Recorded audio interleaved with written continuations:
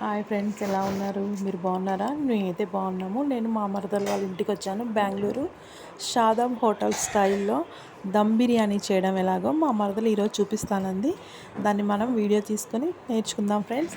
ఒక్కసారి దీనికి ఏమేం కావాలో ఏంటో చూడండి. ఈ దమ్ బిర్యానీ కోసమని మా మరదలు మధ్యాహ్నమే చికెన్ తీసుకొచ్చి దాంట్లో మసాలా బాగా మెత్తగా నూరి అల్లం వెల్లుల్లి పేస్ట్, మసాలా, పెరుగు, ఇంకా నిమ్మరసం, ఉప్పు, కారం, పసుపు అన్నీ పట్టించి బాగా మ్యాగ్నేట్ చేసి దాన్ని ఫ్రిడ్జ్లో పెట్టి ఉంచింది ఫ్రెండ్స్. దగ్గర దగ్గర 2 గంటల వరకు అది ఫ్రిడ్జ్లోనే ఉంది ఫ్రెండ్స్. ఇప్పుడు తీసి దాన్ని మనం ఇప్పుడు కుక్ చేసుకుందాం. ఎలా చేద్దామో చూద్దాం. పచ్చిమిర్చి, ఈ మసాలాలు హోల్ మసాలాలు అంటారు వీటిని. బిర్యానీలో వేసే సాజీరా, మిరియాలు, ధనియాలు కాదు ఇవేంటి, చెక్క, అనాస పువ్వు, మరాఠీ మొగ్గలు, కొత్తిమీర, పుదీనా, ఇది ఫ్రైడ్ ఆనియన్స్, ఇది వచ్చి చికెన్ ఫ్రెండ్స్. దీనికి మసాలా మొత్తం అల్లం వెల్లుల్లి పేస్ట్ మసాలా అంతా పట్టించి ఒక 2 అవర్స్ ఫ్రిడ్జ్లో పెట్టి ఉంచాము. ఇదొకటి. ఇవి రైస్ నానబెట్టి ఉంచుకున్నాం ఫ్రెండ్స్. ఓకే, ఇప్పుడు స్టార్ట్ చేద్దాం మనం ఎలా ఉండాలో. ఇండియా గేట్ బియ్యం, రైస్ ఫ్రెండ్స్ చూడండి. ఇప్పుడు మా మరదలు చేస్తుంది.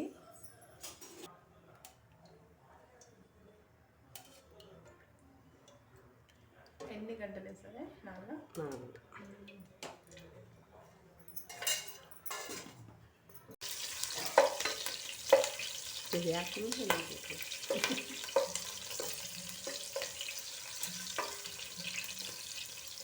మిర్చిని బాగా వేసుకోవాలి. తర్వాత ఇప్పుడు మ్యారినేషన్ చేసిన చికెన్ని వేసుకున్నాం.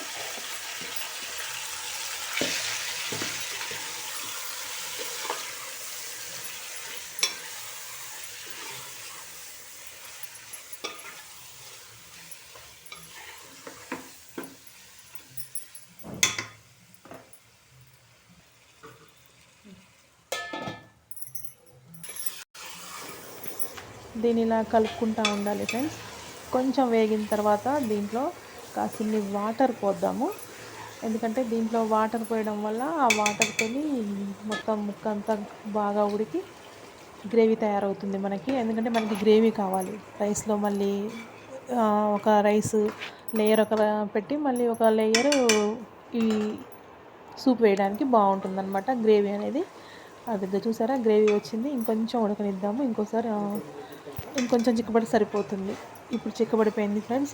ఇప్పుడు గ్రేవీ మనం వేరే గిన్నెలో తీసుకుందాం.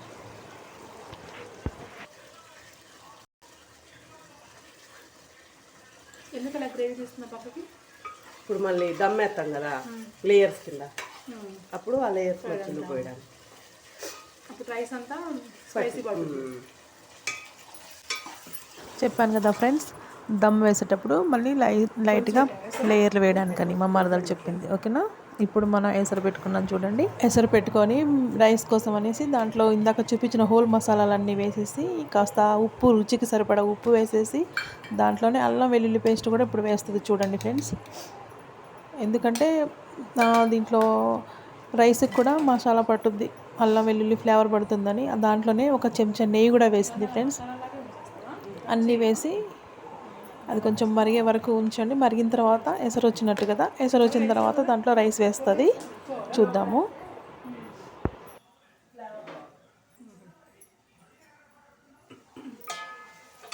దగ్గర అయిపోయింది కదా, పక్కన పెట్టేసి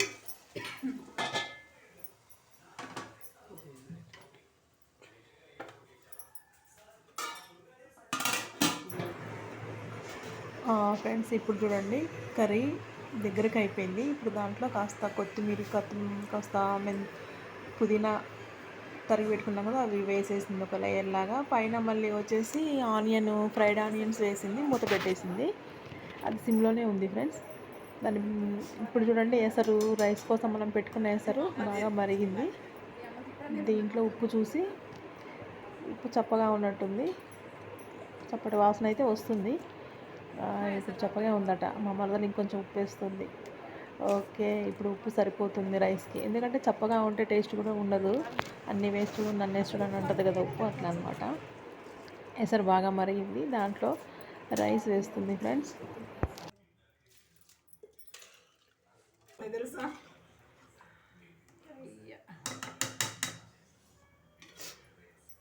మూత పెడతా.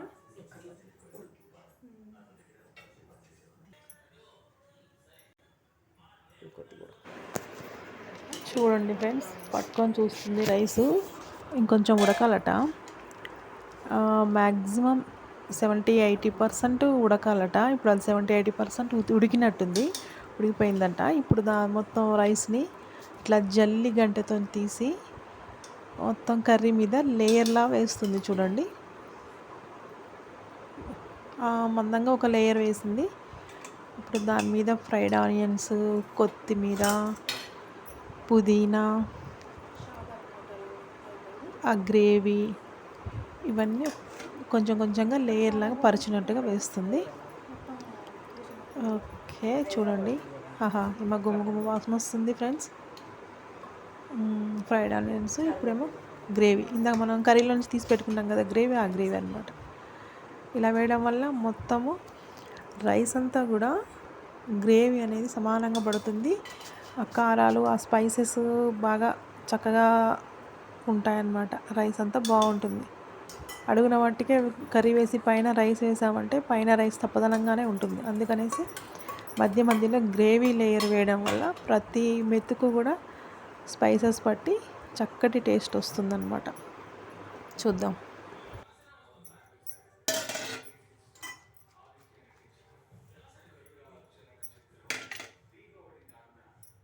అవేంటి? కుంకుమ పాలు, కుంకుమ పాలా? దేనికి ఇవి పాలు అన్నంలోకి? కలర్స్ యాడ్ చేస్తారు కదా, అవి సేఫ్ కాదంటారు కదా, దానివల్ల ఇది పాలు పోయొచ్చిన పాలు చూసారు కదా ఫ్రెండ్స్, ఇప్పుడు మా మరదల్లో కుంకుమ పువ్వుని కాసిని పాలల్లో కలిపి నానబెట్టి ఉంచుకుంది. 1 గంట ముందే నానబెట్టింది. వాటిని దీంట్లో పోసింది ఫ్రెండ్స్. ఎందుకనంటే కలర్స్ వేయడం వల్ల, ఫుడ్ కలర్స్ వల్ల హెల్త్కి మంచిది కదని అలా వేసిందట. మళ్ళీ పైగా ఎసరులో కూడా మనం ఇప్పుడు ఇది గంజి తీసాం కదా, ఆ గంజి కూడా ఒక చిన్న గ్లాసులో గంజి దాని మీద మళ్ళీ ఒక లేయర్లా పోసింది. ఎందుకంటే రైస్ అనేది మెత్తగా ఉడకడం కోసం అట. ఇప్పుడు దాని మీద మూత పెట్టుకొని దాని మీద ఇంకొక గిన్నె బోర్లించుకొని బరువు పెట్టడానికి వీలుగా అనుకూలంగా పెట్టుకొని పైన ఒక రోలుని మనం ఇంట్లో వాడతాం కదా, ఆ రోలు బరువు పెట్టేసింది మా మరదలు. చాలా తెలివి మా మరదలకి. ఆ బరువు అలా పెట్టాలన్న సంగతి కూడా నాకు ఐడియా రాదు. మళ్ళీ పైన నెయ్యి వేయాలి కదా, అది కరగబెట్టడం మర్చిపోయాము, అందుకనే అట్లా వేసేసింది. అయినా వేడిగా ఉంది కదా రైస్, ఆటోమేటిక్గా కరిగి స్ప్రెడ్ అవుతుంది. నెయ్యి బాగా స్ప్రెడ్ అయిందంటే ఇక టేస్ట్ అనేది అద్దరిపోద్ది అనమాట. ఓకే, పక్కన చూసుకుంటే వావ్, బాగా కుక్ అయింది ఫ్రెండ్స్. మంచిగా ఉమ్మగిల్లింది. అడుగునైతే వాటర్ కానీ అట్లా తడేమీ లేదు, చక్కగా ఉడికింది ఫ్రెండ్స్. ఇక రైస్ అయిపోయినట్టే. ఇప్పుడు వేడివేడిగా వడ్డించాలి. మా తమ్ముడు కూర్చున్నాడు, మా నాన్నగారు, మా తమ్ముడు, మా మరదలు, నేను ఉన్నాము. మా నలుగురికి ఫ్రెండ్స్ ఈ రైస్ అంతా. చూడండి ఎంత చక్కగా ప్రతి లేయర్లో కూడా అన్నీ కలిసి చక్కగా వస్తుంది మసాలాలు. ఇక దీనికోసం మళ్ళీ గ్రేవీ వండుకోవడం కానీ వేరే కూర వండుకోవడం కూడా అవసరం లేదు. పెరుగుతో రైతా చేసేసింది. ఆ రైతాకు దీనికి సరిపోతుంది అనమాట. చాలా బాగుంటుంది. చూడండి, మీరు కూడా నచ్చితే ఒకసారి మీరు కూడా ట్రై చేయండి. షాదాబ్ హోటల్ బిర్యానీ ఇలానే చేస్తారట. అందులో ఒక చెఫ్ చెప్పిన ఒక వీడియో చూసి మా మరదలు దీన్ని అలానే ప్రయోగం చేసింది. చాలాసార్లు చేసింది, చాలా బాగా కుదిరింది కూడా. కోర్స్ ఫ్రెండ్స్, మాకు బాగా నచ్చింది. మీరు కూడా ట్రై చేయండి. ఎలా ఉందో కామెంట్ చేయండి. మీకు ఎలా వచ్చిందో కామెంట్ చేయండి. ప్లీజ్ సబ్స్క్రైబ్ చేయండి, ఒక లైక్ చేయండి.